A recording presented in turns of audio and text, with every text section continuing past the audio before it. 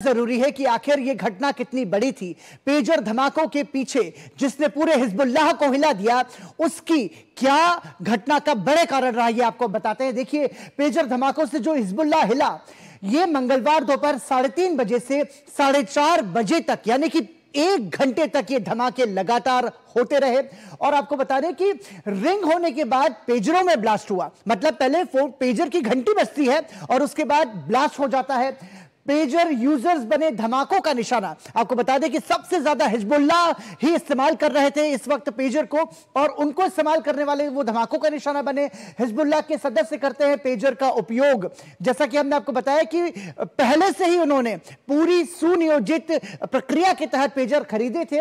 और आपको बता दें कि जब ये विस्फोट हुआ तो विस्फोट से चेहरे, उंगलियां और कूल्हों पर चोट आई है। चूंकि हाथ में पेजर था और पॉकेट में पेजर रखा हुआ था, तो जब ये विस्फोट हुआ तो इस तरीके से वो घायल हुए। आपको बता दें, धमाके में लगभग 1 दर्जन की मौत हुई है और 3000 लोग घायल हुए हैं, और 200 लोग जो है जिंदगी और मौत के बीच अब भी जूझ रहे हैं। साथ ही आपको बता दें कि विस्फोट से इमारतों को बड़ा नुकसान नहीं हुआ है। यह एक ऐसा हमला था जिसमें कोई बड़ा नुकसान नहीं हुआ, कोई बड़ा बम नहीं फटा, लेकिन यह पेजर ब्लास्ट हुआ। और यह समझना इसके जरिए इसलिए भी जरूरी है कि किस प्रक्रिया के तहत, किस सुनियोजित साजिश के तहत इसको अंजाम दिया गया। साथ ही आपको बताते हैं कि हिजबुल्लाह आखिर कौन है। लेबनान का सशस्त्र समूह है हिजबुल्लाह, जो कि हथियार का इस्तेमाल भी करता है। और आपको बता दें कि समूह में लगभग 1 लाख प्रशिक्षित सदस्य हैं, यानी कि 1 लाख ट्रेन इसके मेंबर्स हैं जो कि युद्ध भी लड़ते हैं। साथ ही ईरान समर्थक धर्मगुरु हसन नसरुल्लाह इसके हिजबुल्लाह संगठन के नेता हैं। और आपको बता दें कि इजराइल के साथ लगातार होता रहा है टकराव, यानी कि हिजबुल्लाह और इजराइल की जो भिड़ंत है वो बीते लंबे समय से जारी है। 2006 में हुई थी दोनों के बीच 1 माह तक सीधी और लंबी लड़ाई इजराइल और हिजबुल्लाह की। साथ ही आपको बता दें कि हमास के हमलों के बाद फिर लगातार झड़पें होती रहीं, और ये झड़पें अब भी लगातार जारी हैं। और लेबनान में राजनीतिक दल के तौर पर भी सक्रिय, मतलब ये सोचिए कि आतंकी गतिविधियों में भी जो है हिजबुल्लाह का नाम है, लेकिन लेबनान में हिजबुल्लाह राजनीतिक गतिविधियों में भी सक्रिय है। लेबनान में राजनीतिक दल के तौर पर हिजबुल्लाह संगठन के जो लोग हैं वो पूरी तरीके से सक्रिय है। तो ये अब हिजबुल्लाह के बारे में एक चीज महत्वपूर्ण बात और आपको बता दें कि यूरोप, अमेरिका सहित कई सारे ऐसे देश हैं जिन्होंने हिजबुल्लाह को आतंकी संगठन घोषित कर रखा है। अब आपको बता दें कि पेजर का उपयोग आखिर क्यों? रेडियो तरंगों की सहायता से काम करता है पेजर। आप याद कीजिए 80 के दशक में लोग पेजर का इस्तेमाल करते थे।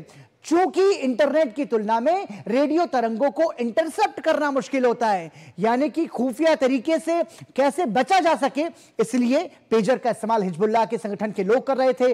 पेजर के माध्यम से भेजे जाते हैं छोटे संदेश। चूंकि जिन लोगों ने अपने जीवन में पेजर का इस्तेमाल किया है वो जानते हैं इस बात को कि छोटे संदेश को भेजने के काम में वो आता है। रेडियो तरंगों के नियंत्रण के लिए हिजबुल्लाह का ये अपना तंत्र है। चूंकि उसको कई सारी गतिविधियों को अंजाम देना होता है, युद्ध क्षेत्र में नीतियों को भी, इसलिए वो पेजर का इस्तेमाल कर रहे थे।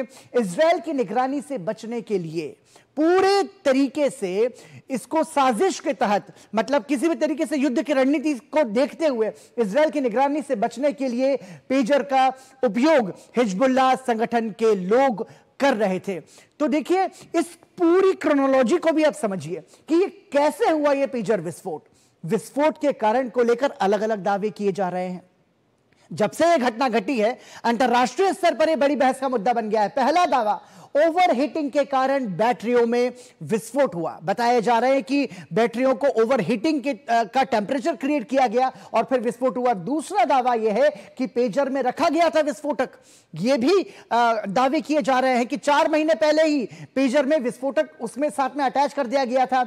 यह भी दावा है कि रेडियो तरंगों से छेड़छाड़ कर बढ़ाई गई उपकरण की हीटिंग। ये तमाम सारे ऐसे दावे किए जा रहे हैं जो कि ये बताते हैं कि पेजर हमला आखिर कैसे हुआ। यह भी दावा है कि हीटिंग बढ़ने से फटी लिथियम बैटरियां, चूंकि जो बैटरियां थी उनमें लिथियम था, लिथियम की बैटरीज थी, तो टेम्परेचर ज्यादा होने पर वो फट जाती है।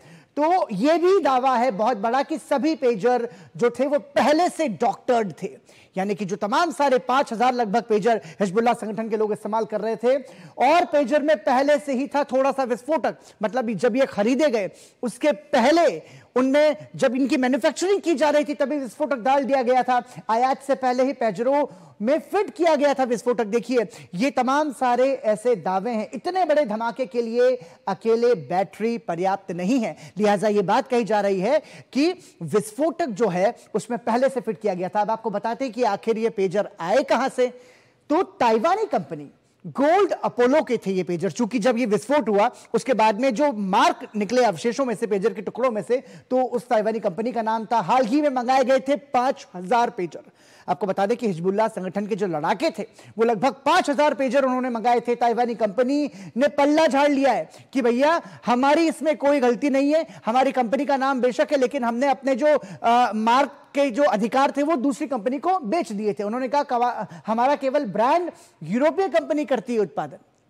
यह कहना है ताइवानी कंपनी का, जिसका नाम सामने आ रहा है। अनुबंध के तहत यूरोपीय कंपनी के पास निर्माण और विपणन के सभी अधिकार सुरक्षित हैं, यह कहना था ताइवान की कंपनी का। साथ ही उन्होंने कहा कि हंगरी की कंपनी बीएसी के पास है अधिकार। जो जितने भी तमाम सारे अधिकार हैं वो हंगरी की कंपनी बीएसी के पास है। अब आपको बताते हैं कि आखिर इस पर सीधे तौर पर शक किस पर जा रहा है। तो आपको बता दें कि शक जा रहा है मोसाद पर। लेबनान और हिजबुल्लाह ने इजराइल को सीधे तौर पर इस पूरे हमले के लिए जिम्मेदार बताया है।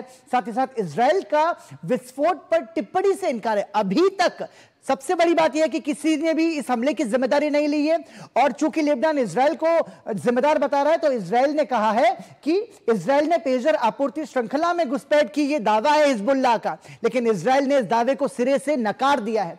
साथ ही इजरायली खुफिया एजेंसी मोसाद ने पेजरों में रखे विस्फोटक, ये दावा जो है लेबनान लगातार कर रहा है कि इजरायली कंपनी मोसाद ने पेजर में विस्फोटक रखे हैं। लेबनान सरकार को साइबर हमले का भी शक है। लेबनान सरकार को यह भी शक है कि इजराइल ने उन पर साइबर अटैक कर दिया है। तो ये तमाम सारी ऐसे दावे हैं जो कि हमने क्रोनोलॉजी आपको